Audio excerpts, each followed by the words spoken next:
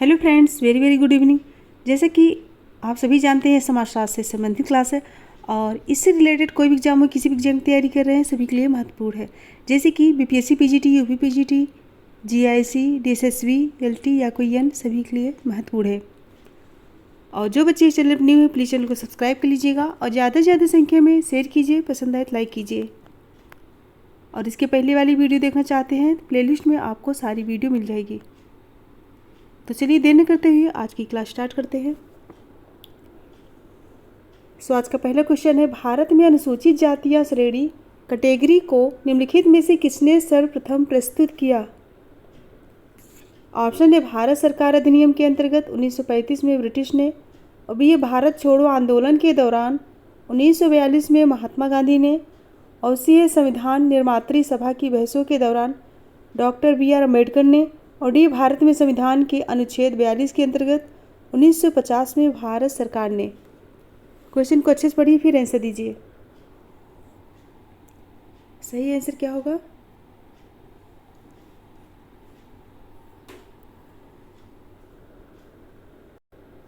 Right होगा option A, Bharat सरकार अधिनियम के अंतर्गत 1935 में ब्रिटिश ने। ऑप्शन अनुसूचित जात शब्द साइमन कमीशन द्वारा 1935 में प्रयोग किया गया था, जो कि अस्पृश्य लोगों के लिए प्रयोग में लाया गया, और भारत सरकार अधिनियम 1935 द्वारा अनुसूचित जात सूची बनाई गई। ऑप्शन ए राइट होगा।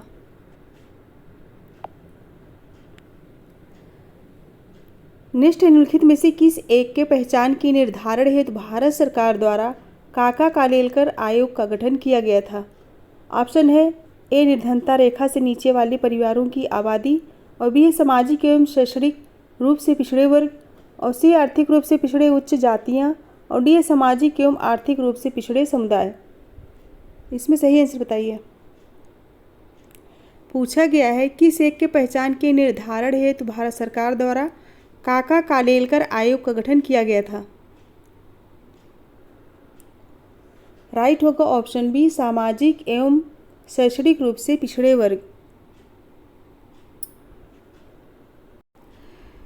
संविधान के अनुच्छेद 340 में सामान्य पिछड़े वर्गों की हालत की जांच एवं इनके कल्याण के उपाय सुझाने के लिए एक आयोग की नियुक्त करने का अधिकार किसको होता है?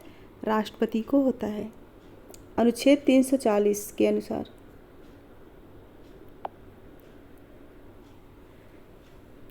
नेक्स्ट है, प्रारंभिक 20वीं शताब्दी में दक्षिण भारत में पिछड़े वर्गों के आंदोलन।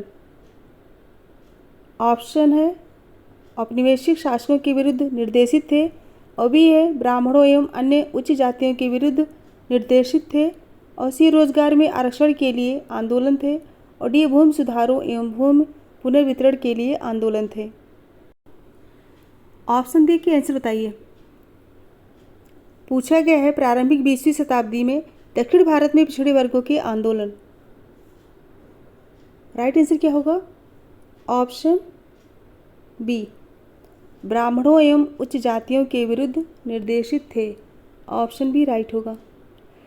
दक्षिण भारत में पिछड़े वर्गों के आंदोलन के मुख्य उद्देश्य क्या थे?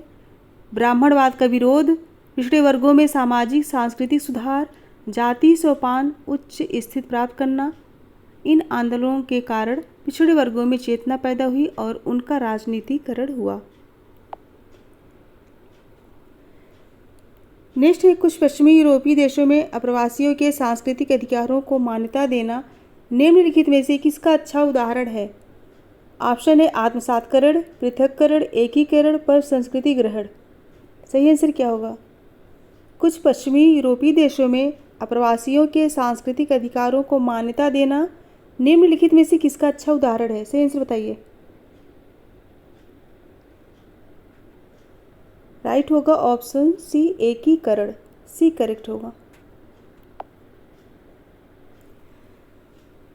नेक्स्ट, निम्नलिखित में से किस समाजशास्त्री ने अपराध एवं विसामान्यता को समाज के प्रकार्यात्मक एकीकरण के लिए सकारात्मक भूमिका अदा करने के रूप में देखा है? ऑप्शन है दुर्खीम, कार्ल मार्क्स, अगस्त कौंट, टी.एच. मार्शल। सही आंसर क्या होगा? इसमें राइट आंसर क्या होगा? ऑप्शन ए, दुर्खीम ने। दुर्खिम ने अपराध के बारे में एक समाजशास्त्री दृष्टिकोण प्रस्तुत किए हैं।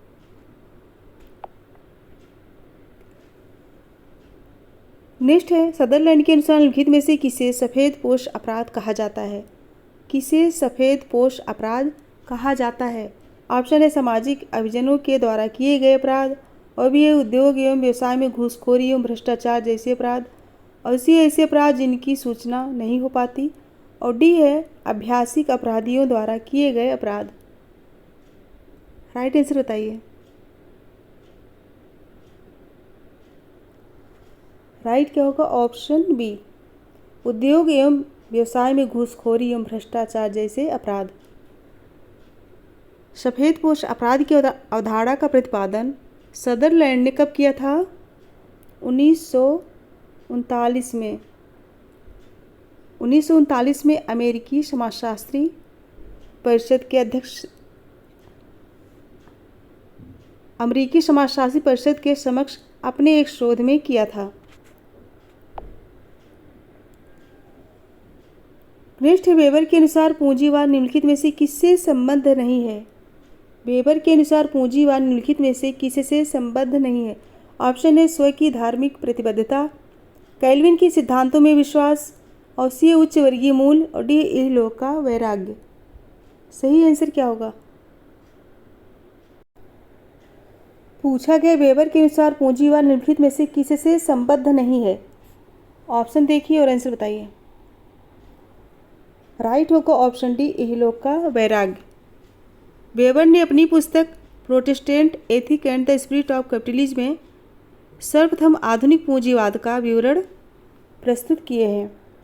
डी राइट होगा। नेक्स्ट है, पी एस सोरोकिन के अनुसार सांस्कृतिक परिवर्तन का सही अनुक्रम निम्नलिखित में से कौन सा है? ऑप्शन ए चिंतनात्मक, संवेदात्मक, आदर्शात्मक, और बी आदर्शात्मक, चिंतनात्मक, संवेदात्मक, और सी है संवेदात्मक, आदर्शात्मक, चिंतनात्मक, और डी है संवेदात्मक, चिंतनात्मक, आदर्शात्मक। ऑप्शन को अच्छे से पढ़िए फिर आंसर दीजिए। इसमें राइट आंसर क्या होगा? राइट क्या होगा? ऑप्शन सी संवेदात्मक, आदर्शात्मक, फिर चिंतनात्मक।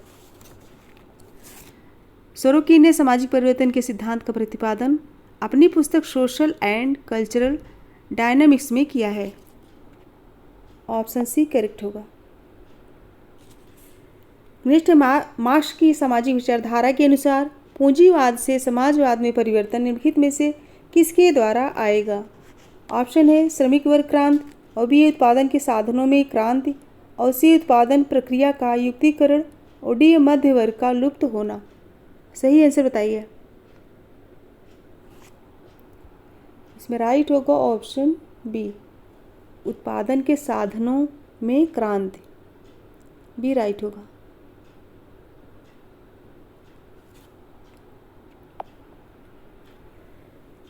नेक्स्ट है, संस्कृतिकरण के संदर्भ में निम्नलिखित कथनों पर विचार कीजिए।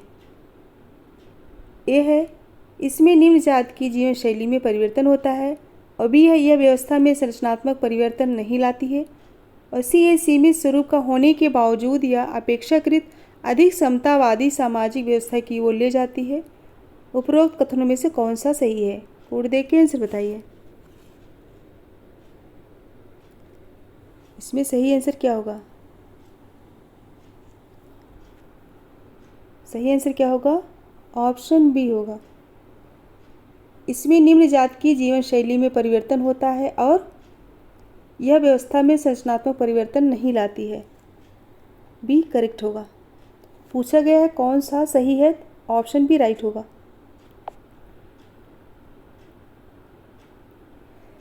नेक्स्ट है, प्रौद्योगिकी आधुनिकीकरण निम्नलिखित में से किसकी ओर ले जाता है?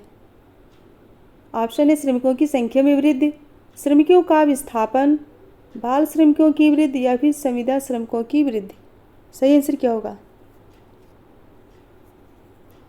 सही होगा ऑप्शन बी श्रमिकों का विस्थापन। प्रौद्योगिकी का आधुनिकीकरण श्रमिकों का विस्थापन करता है।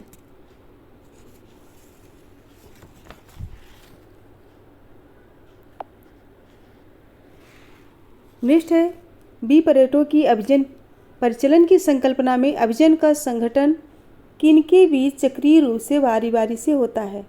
क्वेश्चन क्या है? बी, परेटो की अभिजन परिचलन की संकल्पना में अभिजन का संगठन किनके बीच चक्रीय रूप से बारी बारी से होता है?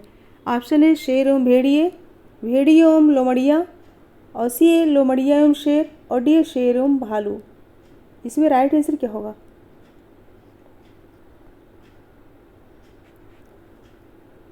ऑप्शन देख के आंसर बताइए। राइट होगा ऑप्शन सी, लोमड़िया एवं शेर। ऑप्शन सी राइट होगा। विल्फ्रेड परेटो ने सामाजिक परिवर्तन का चक्रीय सिद्धांत, जिसे अभिजात वर्ग के परिभ्रमण का सिद्धांत कहते हैं, का प्रतिपादन अपनी पुस्तक माइंड एंड सोसाइटी में किया। किस पुस्तक में? माइंड एंड सोसाइटी में प्रस्तुत किया है। नेक्स्ट है, भारत में आधुनिकीकरण की प्रक्रिया जात के आंतरिक तर्क में परिवर्तन लाती है।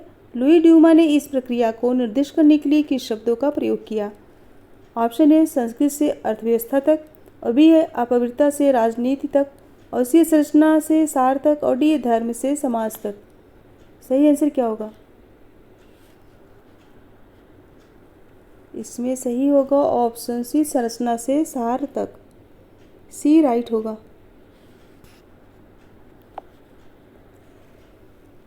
नेक्स्ट है, विकास का नेहरूवादी प्रतिरूप किस पर केंद्रित करता है? विकास का नेहरूवादी प्रतिरूप किस पर केंद्रित करता है?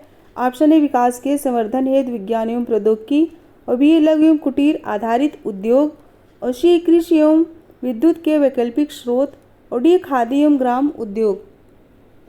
राइट आंसर बताइए।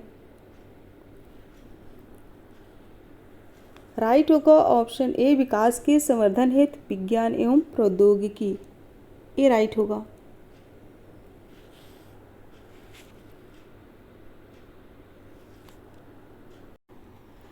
और लघु एवं कुटीर आधारित उद्योग, खादी एवं ग्राम उद्योग गांधीवादी प्रतिरूप मॉडल से संबंधित है।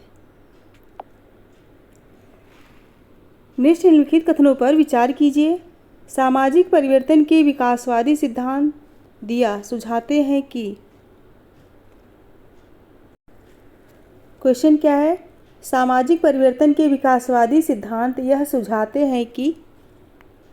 ऑप्शन है समाज सरल से जटिल होता है, समाज की प्रगति रेखीय रूप में होती है, उसी समाज में परिवर्तन विभेदीकरण की प्रक्रिया के द्वारा होता है। उपरोक्त में से कौन से कथन सही है? सामाजिक परिवर्तन के विकासवादी सिद्धांत यह सुझाते हैं कि। कोड देख के आंसर बताइए। राइट होगा ऑप्शन डी, समाज सरल से जटिल होता जाता है और समाज की प्रगति रेखीय रूप में होती है, और समाज में परिवर्तन विभेदीकरण की प्रक्रिया के द्वारा होता है। ऑप्शन डी राइट होगा।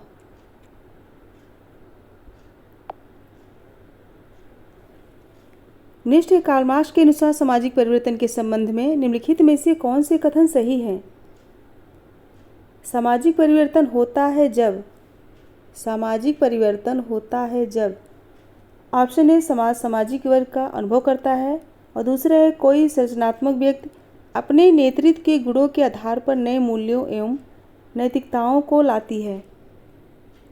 अच्छे से पढ़ के कूट देख के आंसर बताइए। सही आंसर क्या होगा? कार्ल मार्क्स के अनुसार सामाजिक परिवर्तन के संबंध में निम्नलिखित में से कौन से कथन सही है? सामाजिक परिवर्तन होता है जब। आंसर होगा option A. Option A right होगा। सामाजिक वर्ग संघर्ष का अनुभव करता है। ये राइट होगा।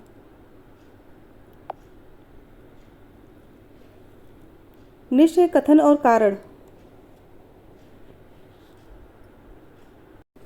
कथन और कारण। कथन है संस्कृतिकरण जातियों की ऊर्ध्वमुखी गतिशीलता की प्रक्रिया है, और कारण है निम्न जातियां उच्च जातियों के अनुष्ठानों का अनुकरण करते हुए अपने सदस्यों की उद्यम की गति का अनुभव करती है। ऊर्ध्वमुखी होगा, ऊर्ध्वमुखी गति का अनुभव करती है।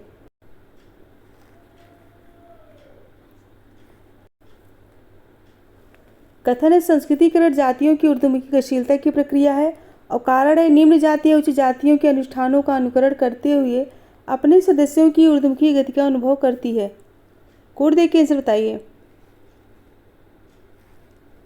राइट होगा ऑप्शन कौन सा? ए राइट होगा, ऑप्शन ए राइट होगा। संस्कृतिकरण जातियों की ऊर्ध्वमुखी गतिशीलता की प्रक्रिया है जिसके अंतर्गत निम्न जातियाँ उच्च जातियों के अनुष्ठानों का अनुकरण करते हुए अपने सदस्यों की ऊर्ध्वमुखी गति का अनुभव करती है। और सांस्कृतिक रूप से जात की पदमूलक स्थिति में परिवर्तन होता है, परंतु जाति का संरचनात्मक स्वरूप अपरिवर्तित रहता है। इम्पॉर्टेंट है, ऑप्शन ए राइट होगा। निम्नलिखित में से किसने यह तर्क दिया कि सामाजिक विकास जैविक विकास का विस्तार है और सामाजिक विकास और जैविक विकास की वास्तविक क्रियाविधियाँ भिन्न हैं, किंतु दोनों का विकास क्रमिक समान के रूप में समझा जा सकता है? यह महत्वपूर्ण तर्क किसका है? ऑप्शन है Charles Darwin, David Landis, Herbert Spencer और पार्सन्स। सही आंसर बताइए।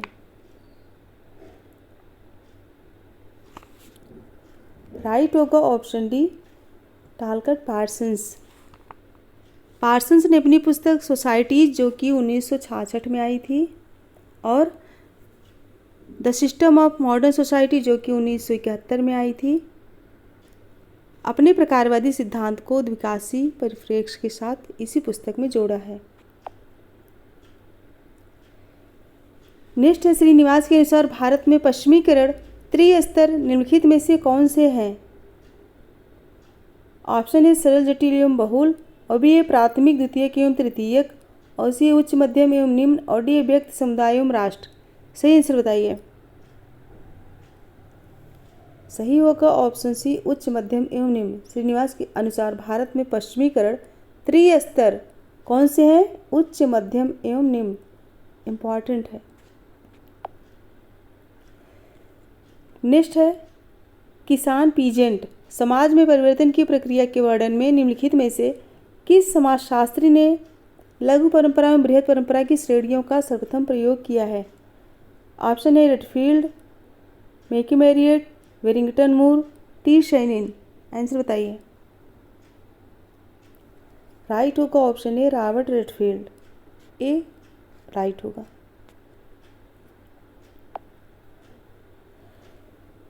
नेक्स्ट है ई वुल्फ के अनुसार यानी किसान पीजेंट आंदोलन की अगुवाई सामान्यतः किसने की है? क्वेश्चन क्या है? ई वुल्फ के अनुसार किसान पीजेंट आंदोलन की अगुवाई सामान्यतः किसने की? ऑप्शन है मध्य किसान वर्ग पीजेंट्री, और बी है कृषि श्रमिक, और सी है बटाईदार, और डी है बड़े कृषक फार्मर। इसमें सही आंसर क्या होगा? राइट होगा ऑप्शन सी बटाईदार। सी राइट होगा। वुल्फ ने कृषक आंदोलन के कारणों को कितने भागों में बांटा है? 3 भागों में। कौन कौन से हैं? पहला है मजदूरी की कीमत यानी कम मिलाना, और बी है जमीन या खेत का किराया अधिक होना, और तीसरा है धन दौलत से संपत्ति का आकलन होना। इम्पॉर्टेंट है, इन्होंने 3 कारण बताए हैं। नेक्स्ट है पियाजे की संज्ञानात्मक विकास के सिद्धांत के निम्नलिखित अवस्थाओं पर विचार कीजिए। पहला है मूर्त संक्रियात्मक अवस्था, और दूसरा है आकरिक संक्रियात्मक अवस्था, और तीसरा है संवेदी प्रेरक अवस्था, और चौथा है पूर्व संक्रियात्मक अवस्था। निम्नलिखित में से कौन सा एक इन अवस्थाओं का सही क्रम है? कौन सा एक सही क्रम है? अच्छे से पढ़ के आंसर बताइए। इसमें सही क्रम कौन सा है? सही आंसर क्या होगा? राइट होगा क्या? Option C. Option C right होगा। संवेदी प्रेरक अवस्था, उसके बाद पूर्व संक्रियात्मक अवस्था, उसके बाद मूर्त संक्रियात्मक अवस्था, उसके बाद आकरिक संक्रियात्मक अवस्था। 3, 4, 1, 2। निम्नलिखित में से कौन सा एक कार्ल मार्क्स के अनुसार द्वंद्वात्मक भौतिकवाद का नियम नहीं है। मार्क्स के अनुसार द्वंद्वात्मक भौतिकवाद का नियम कौन सा नहीं है? ऑप्शन ए एकता और विरोधियों के संघर्ष का नियम, और बी है परिमाण के गुण में रूपांतरण का नियम, और सी है मानव चेतना के विकास का नियम, और डी है निषेध के विषय का नियम। सही आंसर बताइए। राइट होगा ऑप्शन सी, मानव चेतना के विकास का नियम सी राइट होगा। यह मार्क्स के अनुसार द्वंद्वात्मक भौतिकवाद का नियम नहीं है। नेक्स्ट है, निम्नलिखित में से कौन सा एक कारण सामाजिक क्रिया के क्रिया पद्धत पक्षों की मैक्स वेबर द्वारा दी गई व्याख्या के अनुसार सही है? कौन सा एक कारण सामाजिक क्रिया के क्रिया पद्धत पक्षों की मैक्स वेबर द्वारा दी गई व्याख्या के अनुसार सही है? ऑप्शन है ऐतिहासिक कारण, स्थितपरक कारण, तार्किक विधिक कारण या फिर धार्मिक कारण। क्वेश्चन को अच्छे से पढ़िए फिर आंसर दीजिए। सही आंसर क्या होगा? राइट होगा ऑप्शन सी, तार्किक विधिक कारण। राइट है तार्किक विधिक कारण। नेक्स्ट है, निम्नलिखित में से कौन सा सामाजिक तथ्य का अभिलक्षण है? कौन सा सामाजिक तथ्य का अभिलक्षण है? ऑप्शन है सामाजिक तथ्य व्यक्ति के व्यवहार पर बाध्यताएं आरोपित करती है, और दूसरा है एक व्यक्ति का कोई भी व्यवहार सामाजिक तथ्य है, और तीसरा है सामाजिक तथ्य व्यक्ति के व्यवहार से विनियमित होता है। कोड दे के आंसर बताइए। राइट होगा ऑप्शन डी, सामाजिक तथ्य व्यक्ति के व्यवहार पर बाध्यताएं आरोपित करती है। डी राइट होगा। नेक्स्ट है, विवाह को किसने बच्चों को पैदा करने और पालन पोषण करने के लिए एक संविदा के रूप में परिभाषित किया है?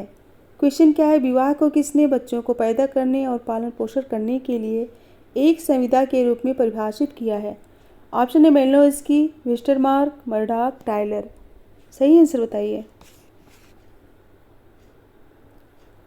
सही होगा ऑप्शन है मेलिनोव्स्की। ऑप्शन ए राइट होगा। यह किसकी परिभाषा है? मेलिनोव्स्की। फ्रेंड्स अगर पसंद आए तो एक बार सभी लोग फटाफट लाइक कर दीजिए और ज़्यादा से ज़्यादा संख्या में शेयर कर दीजिए। इस समय बहुत ही कम बच्चे पढ़ रहे हैं, तो तैयारी में अभी से लग जाइए, क्योंकि आप लोग बीच में छोड़ देंगे तो सब भूल जाता है।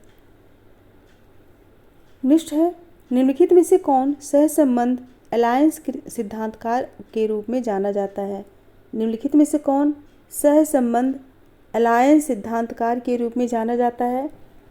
ऑप्शन है Malinowski, R Needham, Radcliffe Brown, Levi Strauss. Code देख के आंसर बताइए। सही आंसर क्या होगा?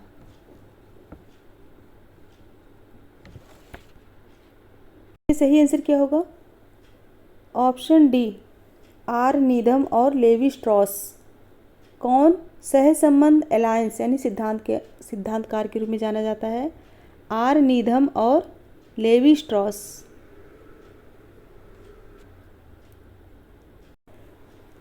क्वेश्चन है, निम्नलिखित में से कौन सहसंबंध अलायंस सिद्धांतकार के रूप में जाना जाता है?